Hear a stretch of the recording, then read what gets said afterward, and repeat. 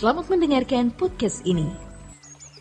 Prestasi kehidupan yang tertinggi dan yang termulia dalam kehidupan ini adalah kesucian hidup. Kesucian hidup. Prestasi ini memiliki nilai abadi dan menentukan keadaan kekal seseorang. Ini lebih berharga dan lebih mulia dari segala prestasi yang bisa dicapai oleh manusia. Lebih dari keberhasilan meraih gelar studi, lebih dari pangkat, kekayaan, kehormatan, rumah tangga yang ideal menurut kacamata umum, dan berbagai keberhasilan lain yang dikenal dalam hidup ini pada umumnya. Bahkan kesucian hidup ini juga lebih dari keberhasilan dalam kegiatan pelayanan pekerjaan Tuhan. Suatu hari nanti ada orang-orang yang sekarang ini bisa dikategorikan sebagai sukses dalam pelayanan, ternyata ditolak oleh Tuhan. Jadi sekarang mudahlah dimengerti mengapa Paulus berkata, aku berusaha melatih tubuhku dan menguasai seluruhnya, supaya sesudah memberitakan Injil kepada orang lain, jangan aku sendiri ditolak. Prestasi dalam kegiatan gereja tidak menentukan keselamatan saudaraku, tetapi melakukan kehendak Bapa itulah yang terpenting. Tuhan Yesus berkata, bukan mereka yang memanggil menyebut aku Tuhan, Tuhan yang masuk kerajaan surga, tetapi mereka yang melakukan kehendak Bapa di surga. Melakukan kehendak Bapa di surga sama dengan kesucian hidup. Sama dengan kesucian hidup.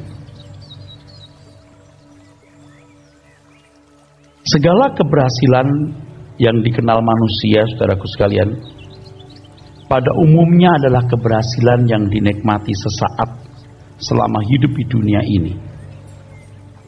Sebab kalau kematian menjemput, maka semua yang telah berhasil diraihnya, semua yang bisa dicapainya akan ditinggalkan.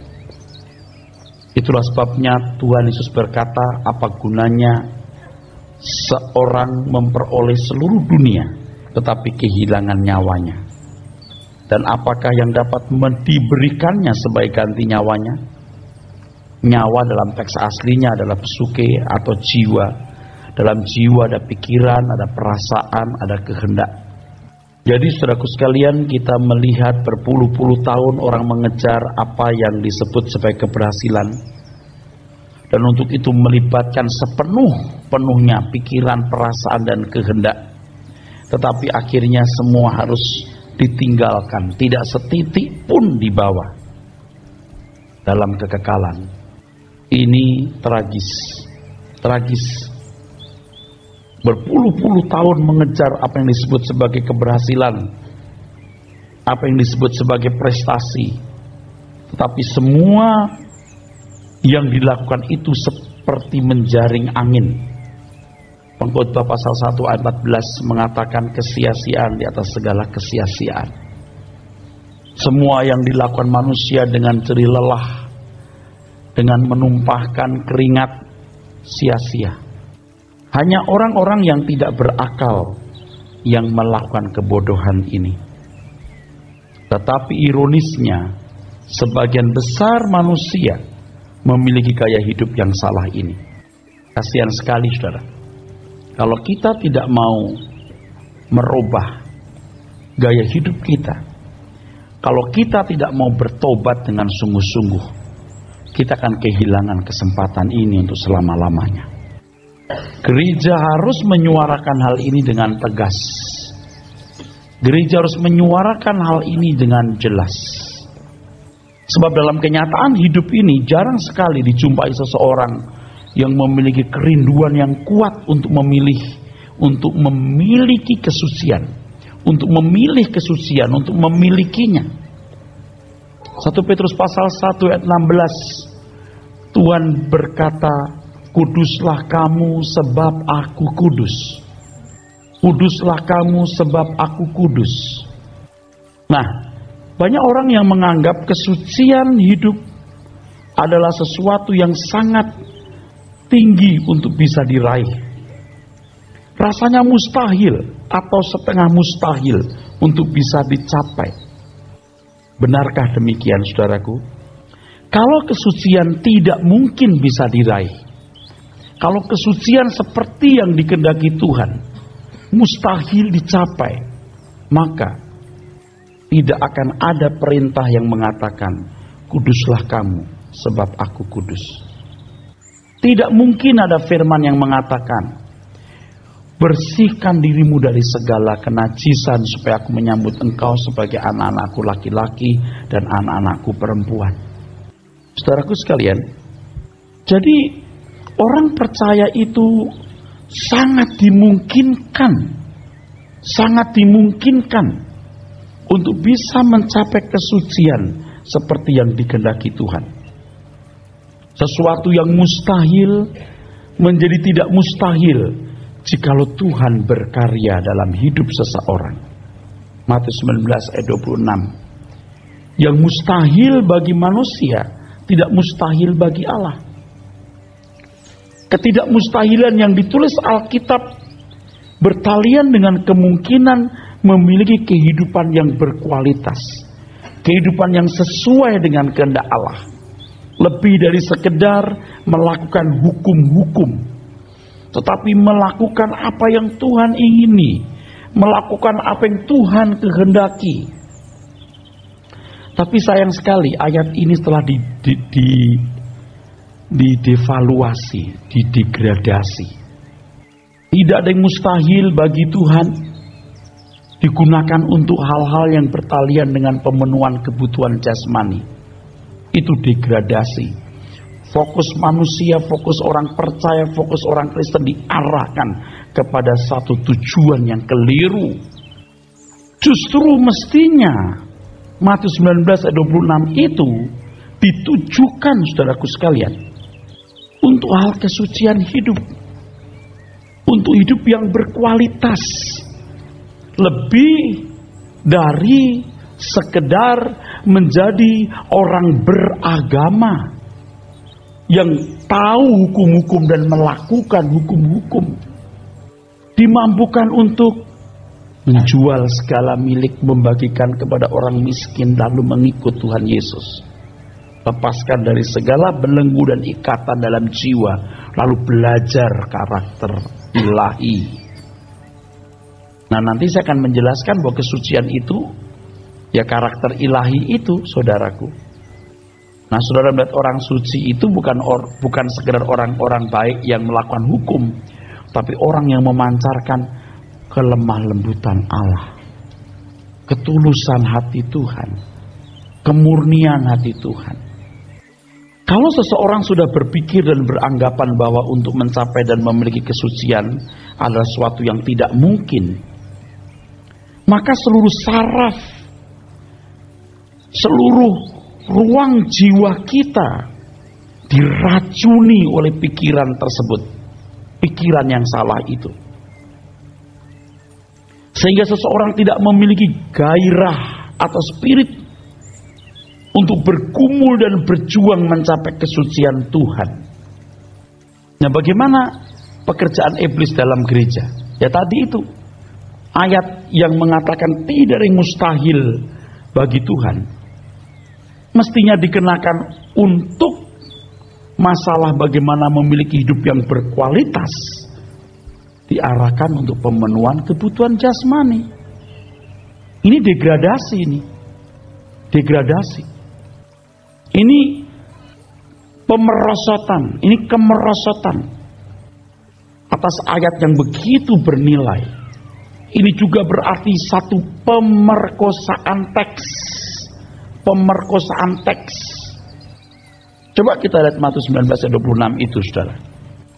Dan biarlah kita disemangati oleh kebenaran firman Tuhan. Matius 19 ayat 26. Yesus memandang mereka dan berkata, Bagi manusia hal ini tidak mungkin, tetapi bagi Allah segala sesuatu mungkin. Iya, di dalam anugerah Tuhan itu ada kesempatan untuk mencapai kesucian. Inilah Injil itu, saudara. Inilah Injil itu. Nah, coba Stanley taruh papan tulisnya di sini. Inilah Injil itu. Jadi jangan diselewengkan. Kabar baik itu jangan dipahami sebagai kesucian yang bisa dicapai tanpa perjuangan. Anugerah menjadi murahan ketika keselamatan ditawarkan tanpa perjuangan. Ini kabar baik, saudaraku.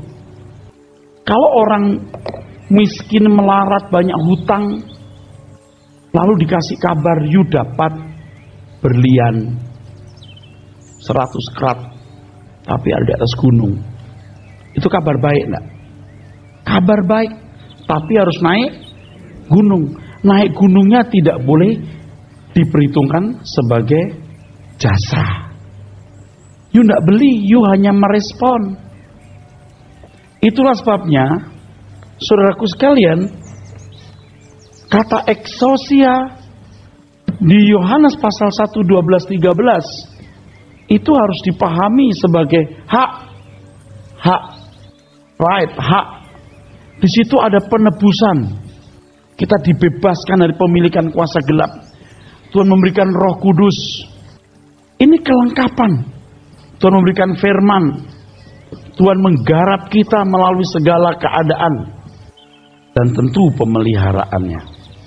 Ya, kadang-kadang kita lihat orang Kristen, ya, jangankan berkarakter ilahi, dibanding dengan anak-anak dunia saja masih kalah sopan, saudara. Kalah jujur, kalah matang, mentalnya saja kalah matang. Sebenarnya kita juga nyaris putus asa kalau begitu. Termasuk aktivis, termasuk lulusan sekolah teologi. Nah, sekarang mari kita melihat Injil ini. Kabar baik. Kita dimungkinkan untuk mencapai kesucian Tuhan.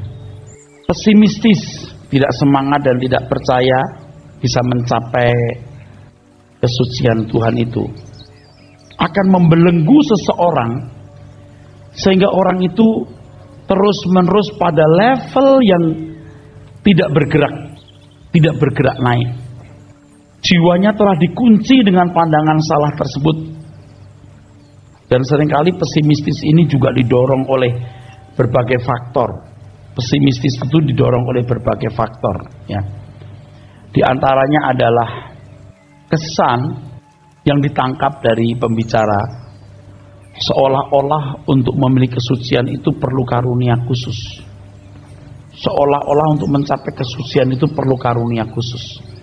Seolah-olah hanya orang-orang tertentu yang bisa jadi kudus, bisa jadi suci, atau dipaksa atau ditentukan jadi orang suci.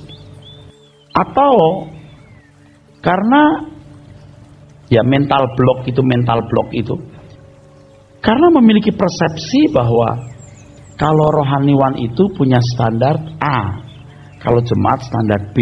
Nah, ini standar ganda, ini bahaya.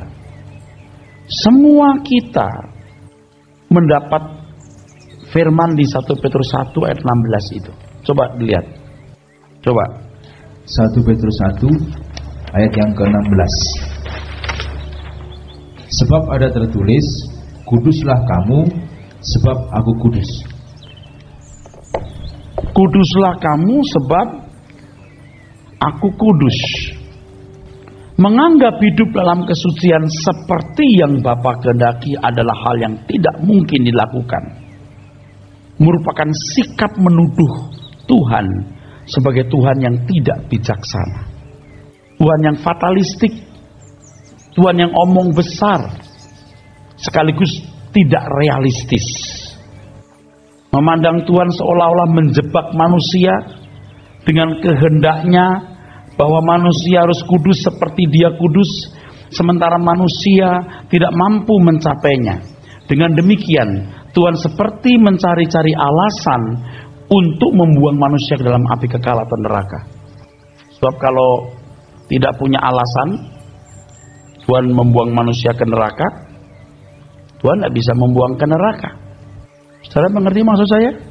Jangan berpikir jahat seperti itu terhadap Tuhan. Mulai saat ini kita harus yakin bahwa kita bisa mencapai kesucian yang Tuhan kehendaki. Kita semua belajar. Yang berbicara ini juga belum sempurna. Tapi detik per detik, menit per menit, jam per jam, kita akan belajar mengoreksi diri terus. Sampai nanti akhirnya kita terbiasa. Nah, ini saya jelaskan di bagian belakang. Jadi kalau saudara bersedia, bisa. Kalau tidak bersedia, ya tidak bisa. Ya, tidak bersedia, tidak akan bisa. Jadi jangan pesimis dulu. Kita percaya bahwa firman Tuhan, ya dan amin, itu artinya bisa dilakukan. Jangan bicara, kalau bicara soal firman Tuhan, ya dan amin, artinya aku dapat jaminan pemeliharaan, aku dapat jaminan perlindungan. Disimpangkan terus kepada apa yang bukan inti, bukan esensi, saudara.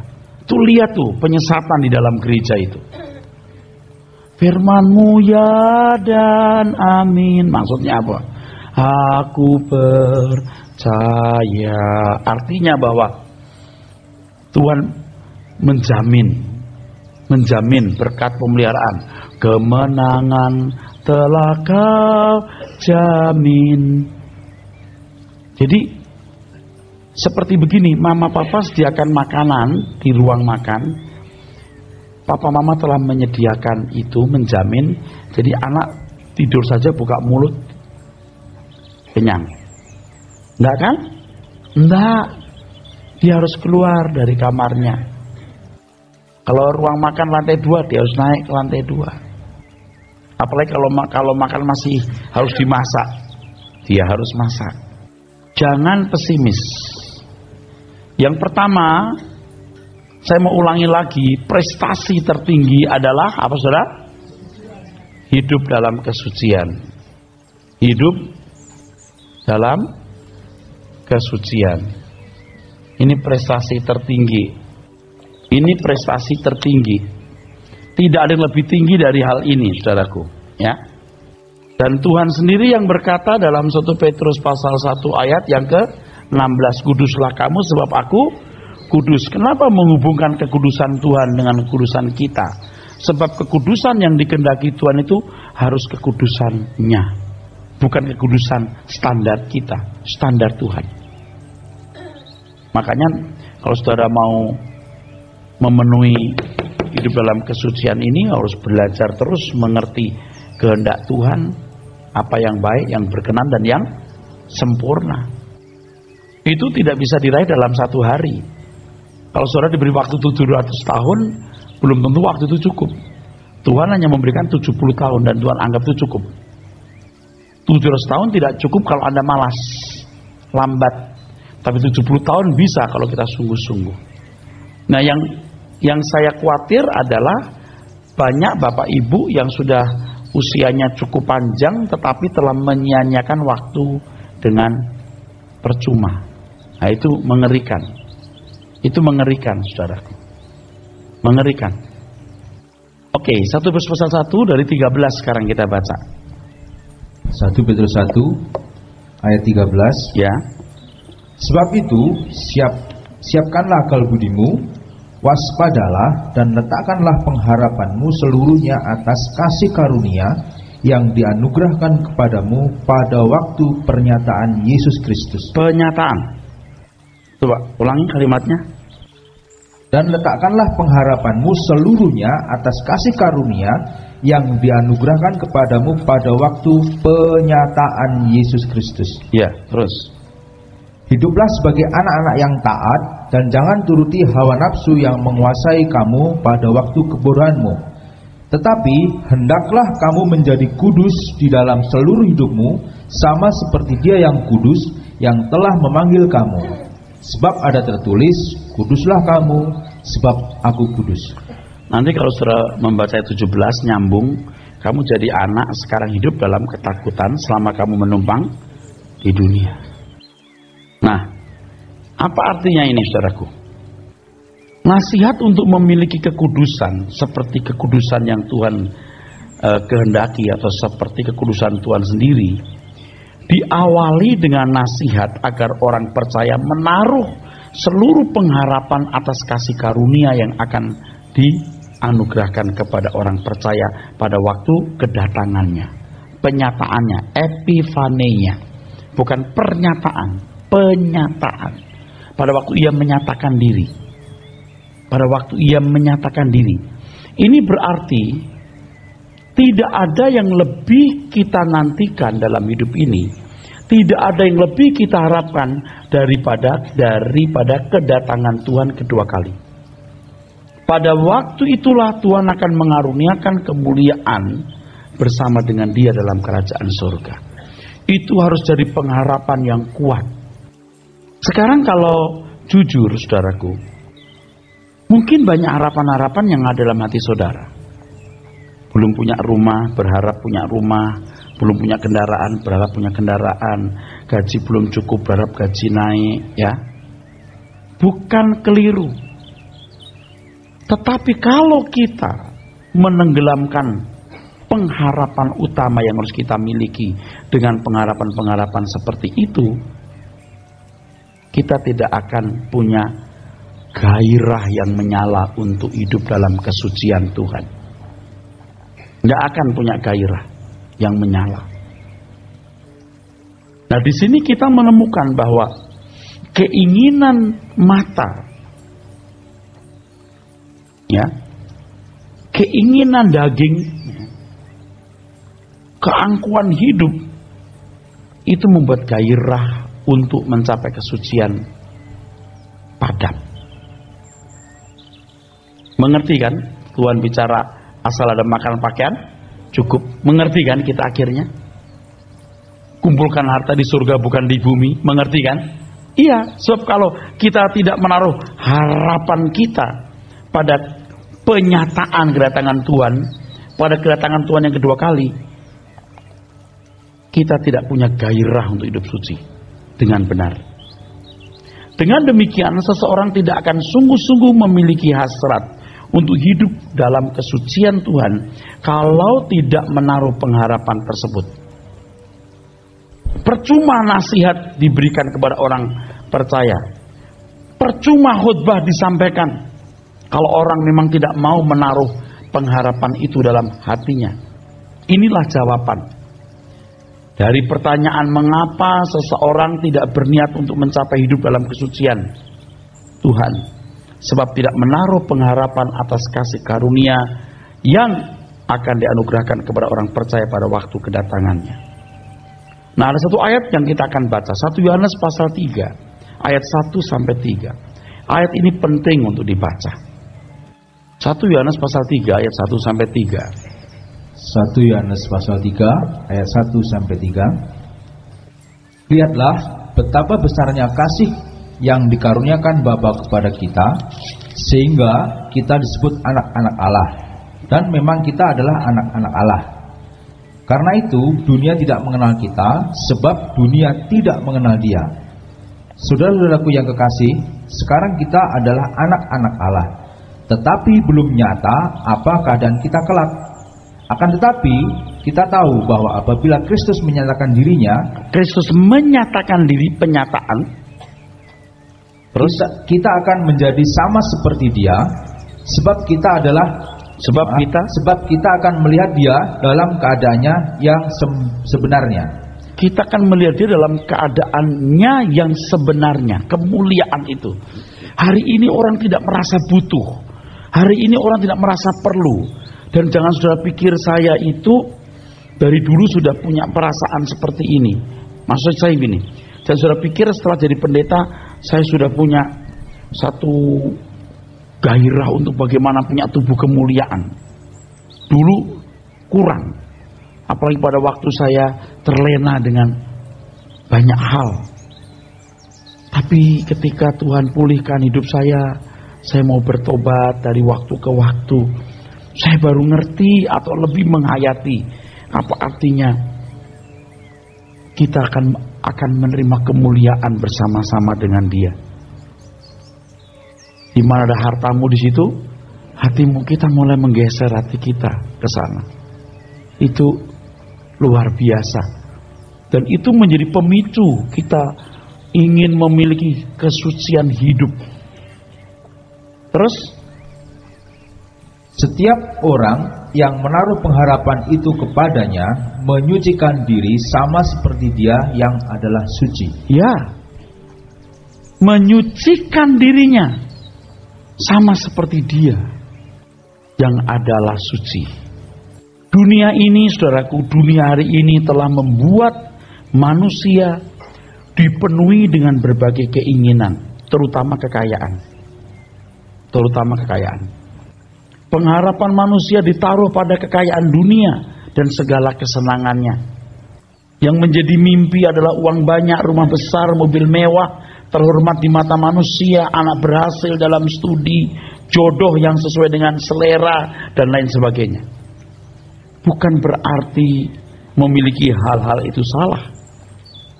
Tetapi Tuhan menghendaki agar pengharapan, kebahagiaan, dan sukacita kita pada kemuliaan bersama dengan Tuhan pada waktu dia menyatakan diri kelak harus menjadi pengharapan utama yang menenggelamkan semua pengharapan yang lain. Sehingga kita bisa berpada dengan apa yang ada, kita bisa bersyukur dengan apa yang kita miliki, sehingga tidak ada keserakahan. Jadi manusia dengan atmosfer jiwa seperti yang tadi saya sebut, ya, menaruh pengharapannya pada banyak uang, rumah besar, mobil mewah, tidak akan memiliki kerinduan untuk menyucikan dirinya. Gairah untuk hidup suci telah tersingkir oleh berbagai keinginan dan cita-cita itu.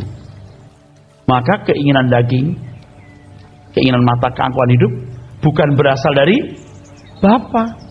Tidak membawa orang kepada kesucian hidup. Saudara mendengar khotbah ini pun belum tentu saudara betul-betul serius loh mau hidup suci. Belum tentu loh. Kecuali saudara betul-betul meresponi khotbah ini. Nanti saudara ngitungnya per detik.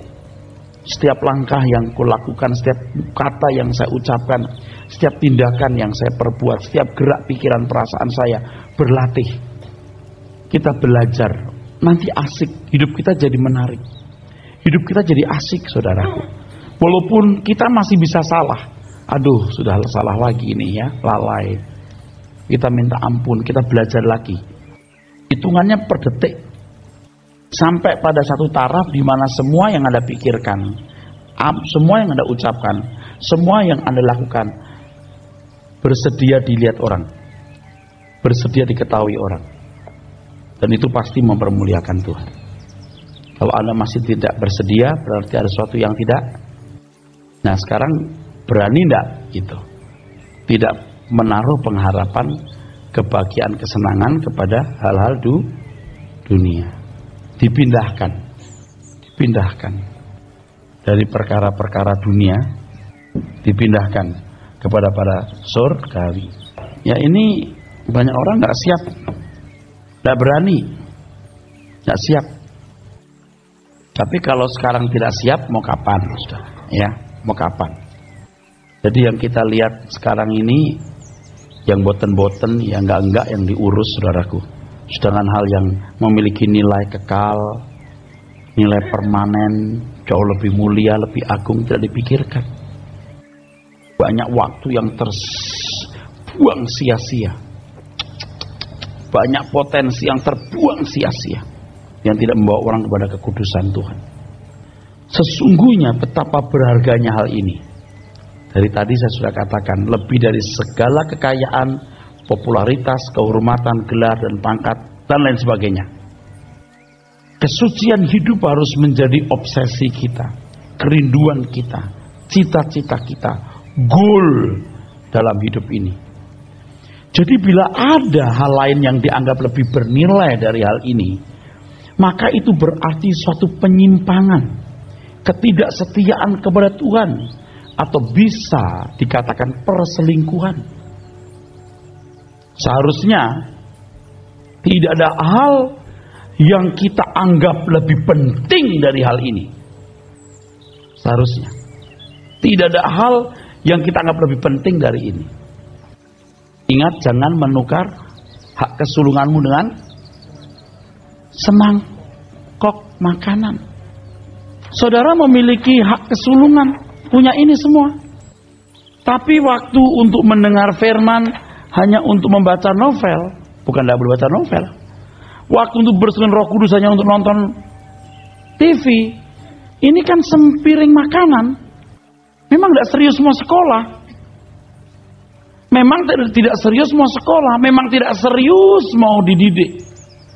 Kalau saudara nanti menutup mata ya, menghadap Tuhan dengan tangan kosong, aduh, tragis sekali itu.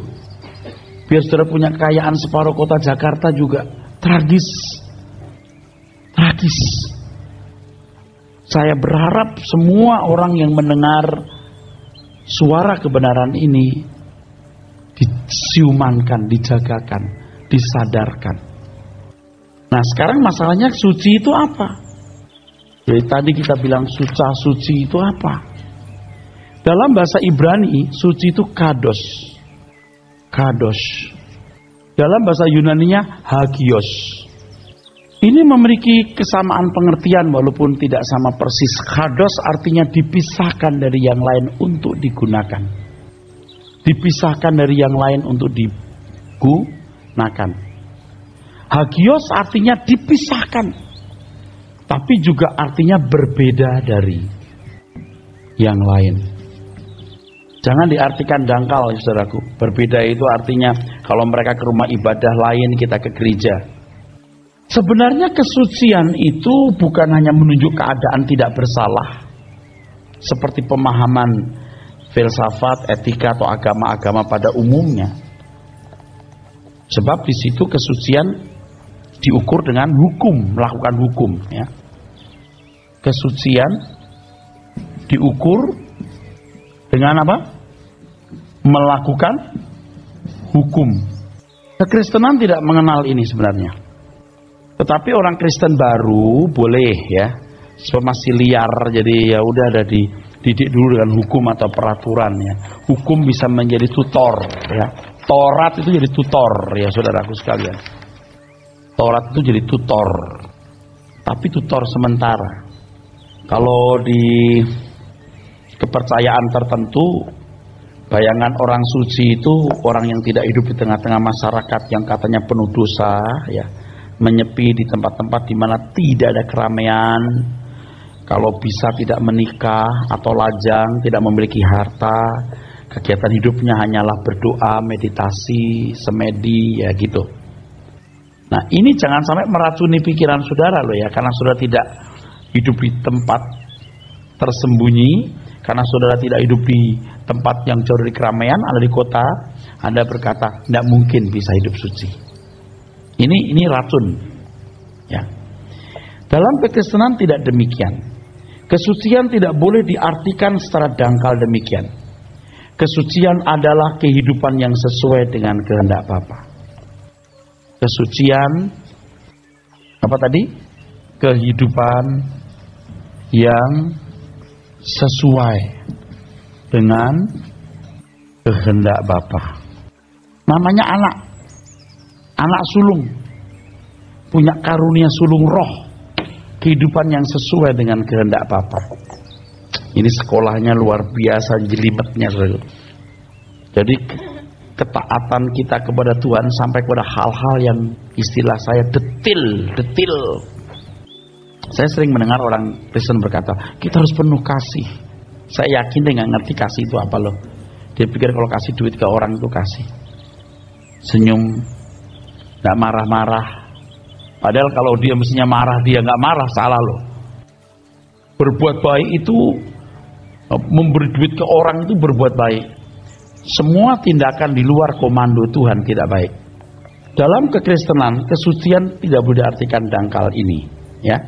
Tetapi kesucian berarti melakukan kehendak Bapa. Sesuai dengan kehendak Bapa berarti yang Bapa kehendaki untuk dilakukan, kita mengerti dan sungguh-sungguh kita berusaha melakukan. Tentu untuk ini seseorang harus memiliki kerinduan yang tulus, kerinduan yang kuat untuk menyenangkan hatinya.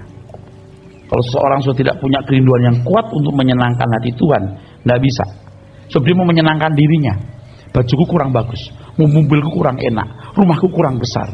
Dia tidak bisa hidup suci. Nggak bisa. Dia harus puas dengan apa yang telah dimiliki. Waduh, kalau begitu siapa yang selamat, Pak? Sebelum Anda ngomong, dari dulu sudah ada yang ngomong gitu. Jual segala milikmu, bagikan kepada orang miskin, datang kemari ikutlah aku. Siapa yang selamat begini? Kalau begini siapa yang selamat? Betul nggak? Bagi manusia mustahil, bagi Allah tidak ada yang mustahil. Itu kabar baik. Mampu karena kau punya fasilitas, asal kau memanfaatkannya itu. Jadi orang-orang yang mau selamat memang harus berjuang melalui jalan sempit. Serius. Kesucian hidup adalah kehidupan yang melakukan kehendak Bapa dalam segala hal, di segala tempat, dan di sepanjang waktu hidup ini. Nah, tentu kehidupan orang-orang seperti ini kehidupan yang dipersembahkan bagi kepentingan Tuhan. Atau nggak dirusak dengan perpuluhan misalnya. Beri perpuluhan itu hak Tuhan. Yang 90 disebut hak siapa? Itu juga sudah merusak itu sebenarnya. Tapi Alkitab bangsa Israel. Kalau orang Kristen, you are not your own. Kamu bukan milik kamu sendiri. Tapi yang bodoh, begitu dengar khotbah saya, tidak kasih sama sekali perpuluhan. Tidak kasih 5% pun tidak. Ini lebih bodoh. Tapi ketemu orang bodoh begitu, ya saya diam aja lah. Kalau begitu Pak, kita ngasih berapa? You pasti bodoh tanya begitu. Ya tapi Bapak nggak bilang nggak ada perpuluhan, jadi ya berapa dong? Udah, emang kamu bodoh. Segenap hidup artinya apa? Segenap hidup. Lalu gimana? Belajarlah mengenal kebenaran dan punya nurani yang tajam untuk membaca apa yang Tuhan kehendaki harus kamu lakukan. Yang gimana itu Pak? Jangan tanya saya, tanya sama Tuhan sendiri. Dan kesucian hidup dari seorang anak manusia yang bisa menjadi contoh adalah yang mulia Tuhan kita Yesus Kristus. Makananku melakukan kehendak Bapa dan menyelesaikan pekerjaannya. Taat sampai mati, bahkan mati di kayu salib. Telanjang atau setengah telanjang antara langit dan bumi. Itu baru kesucian.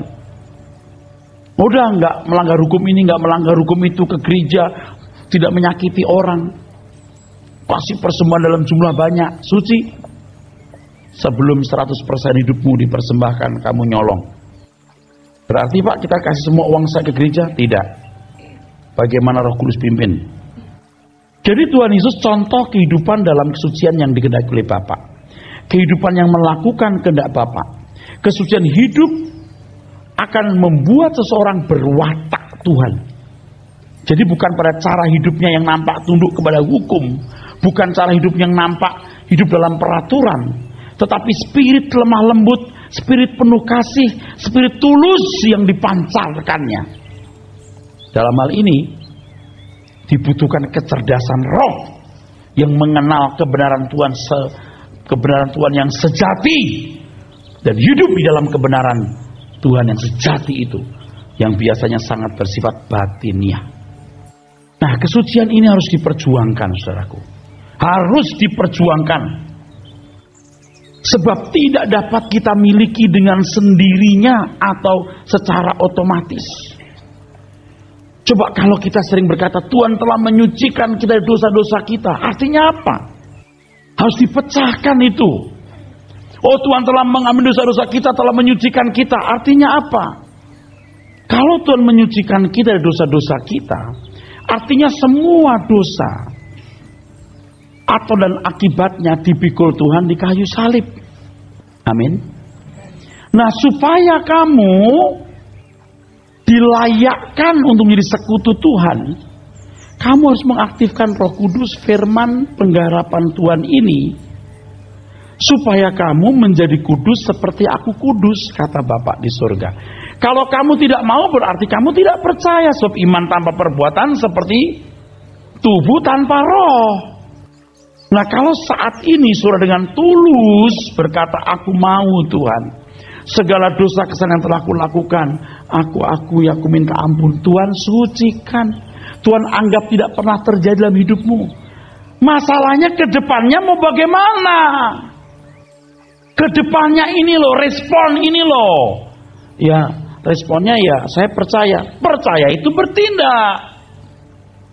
Semua potensi yang Tuhan berikan haruslah digunakan untuk meraih kesucian. Saudara, nanti saya jelaskan secara khusus ya.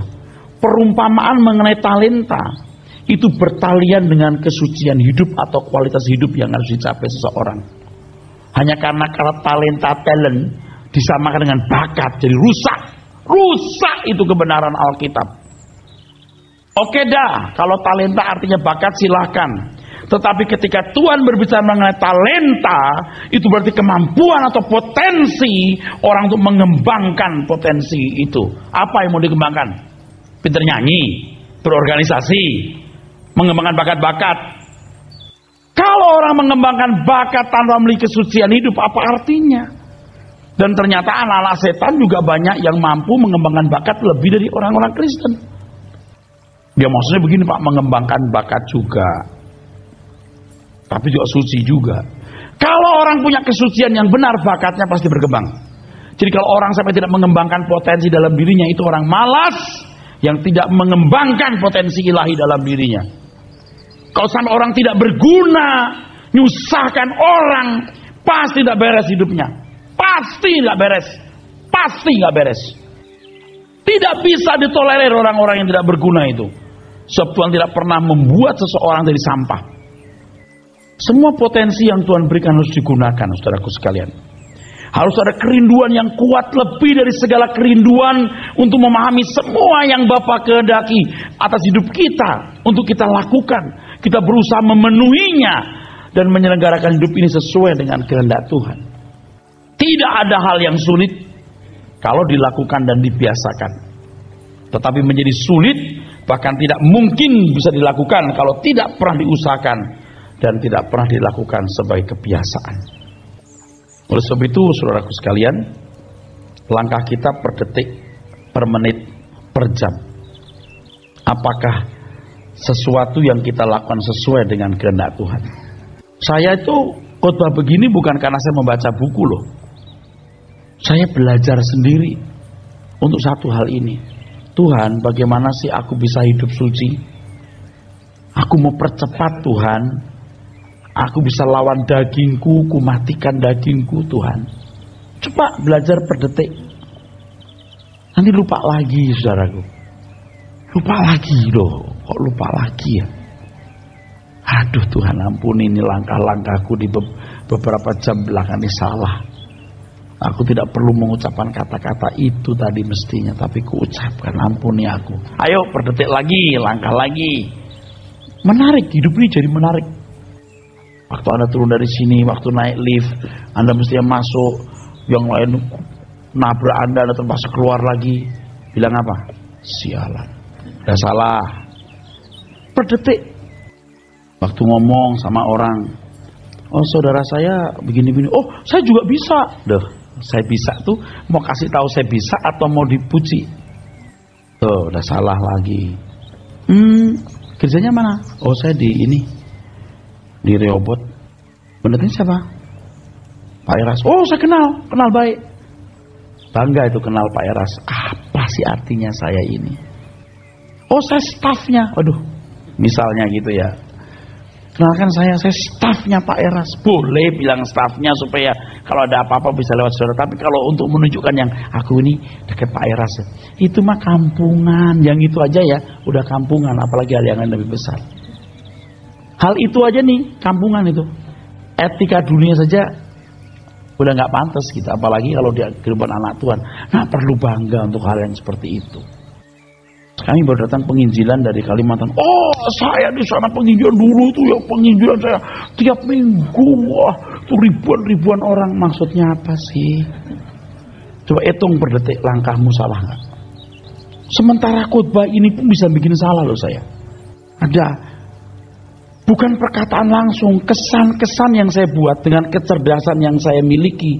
Saya membungkus tindakan saya yang tidak ketahuan. Itu kesombongan, tapi mampu meraih simpati dan pengaguman orang dalam diri saya. Itu nurani saya nanti berbicara. Jadi kita mulai belajar, mulai melangkah, mulai membiasakan diri sehingga menjadi kebiasaan. Melakukan kehendak Tuhan menjadi kebiasaan. Tidak usah memaksa diri untuk itu, sudah menjadi kebiasaan. Kalau anak-anak muda ini ya mulai belajar, wah akan luar biasa ketika kamu seumur saya. Tapi anak-anak muda, nggak apa-apa, hajar aja tuh jalannya. Sampai kapan jadi benar?